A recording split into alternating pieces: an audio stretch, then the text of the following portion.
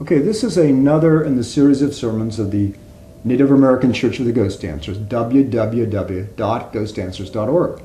And today we're here with the Mazatec shamaness Perla Serna, who is a relative, the niece of Maria Sabina, a famous Mazateca from Oaxaca, Huautla de Menes, actually, which is in the northeastern sector, the mountainous sector is a very traditional area of Oaxaca in southern Mexico. And she's an officer and one of the establishing members of the church. Our church is pan-indigenous and international. And she's going to tell you a little about Maria Sabina and her Mazatec origins and their traditions now. Please, Perla. Yo soy una mujer mazateca. Mis orígenes son mazatecos, mis padres, mi madre. Yo vengo de la descendencia de María Sabina. Soy una persona que he estado en las ceremonias y he hecho ceremonias. ¿Qué clase de ceremonias de María Sabina? ¿De los hongos? De los, sí. Sabina tenía el don de poder cantar, de su palabra, su voz tenía poder para sacar algún daño, algún mal que tuviera una persona, alguna enfermedad. ¿Quién es el padre y la madre el padre de la madre de Sabina? María Sabina fue hija de Crisanto y de Feliciano, y María Concepción del Río Santiago. No, ambos de los mazatecos. Ambos mazatecos, sí. Su padre de ella murió. Murió de eso. Sí. Por el curso o el maldito Sí. del trueno. Por el dios del trueno. Dios de Sí. trueno. Claro, pues él había dañado accidentalmente por el fuego un campo de maíz que estaba bajo protección del dios del trueno. Pues tal María nació bajo su tutela, aunque su padre debía perder su vida de esta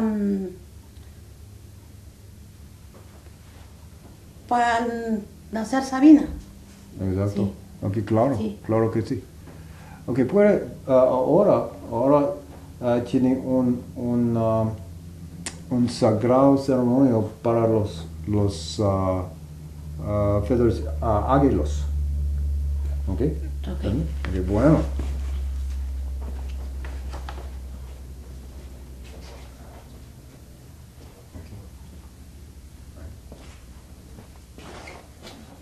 Jimmy, Pithichi, Mishanara Shantri, which is the Holy Topa, Aenaka, Bilia Hoke, Yuk Mimathma, Ish Fioparashke.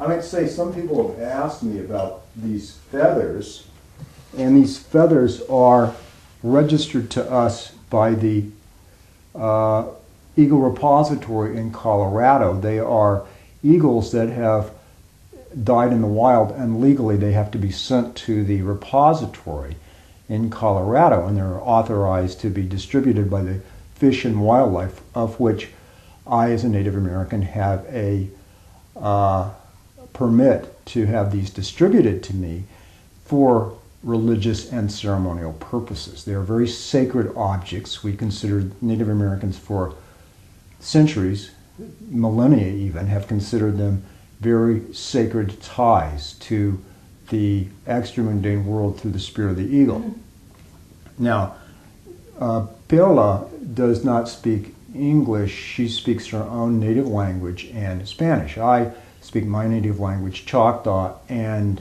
English, and poquito Espanol. So we have to interface through Spanish. What essentially she has spoken about is her aunt, Maria Sabina, who came from Oaxaca, who is a very famous Chotachino, or in Chotachine, in the Mazatec language, or in La Sabia in Spanish, or a wise one or personage. She at an early age, was interactive through her traditions with Los Niños Santos, the sacred mushrooms, which are similar to a spirit that has to do with the spirit of the Native American medicine way. And this is the pillar of wisdom in our church. We have 3 pillars in our church. And so the spirit of Los Hongos, which cannot be effectuated legally here in the United States as of this time, because that's a portion of Native American tradition that is not recognized legally to be practiced. I'll get into more of that later, the legal rights of Native Americans to practice their religions in the past and the present and the future. But in any case, this, through the mechanism in Oaxaca, Maria Sabina was able to actually open a cosmic doorway and venture in to this Grand Council of 8, who showed her this book of the sacred law. All great wise men of all the great primordial traditions have seen this book of the sacred law, and it is somewhat filtered or editorialized by their genetic background, the way they interpret it. But having seen that book, your visions, your teachings, these very, very sacred things come forth from that book.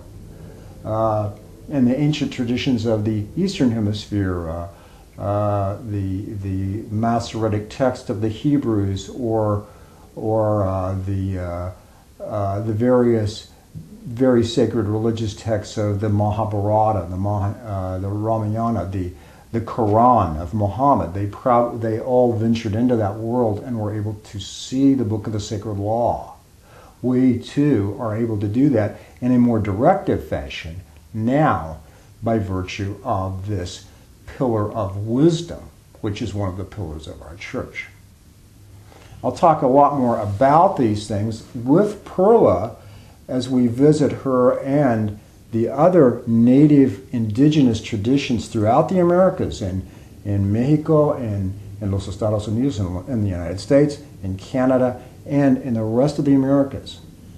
Because we are all one people, and we all have one sacred tradition that binds us together. Just like Western Europeans had Christendom, we have a pan-indigenous tradition that binds us together. And we will move forward in a stronger sense as one people and one mind and one spirit.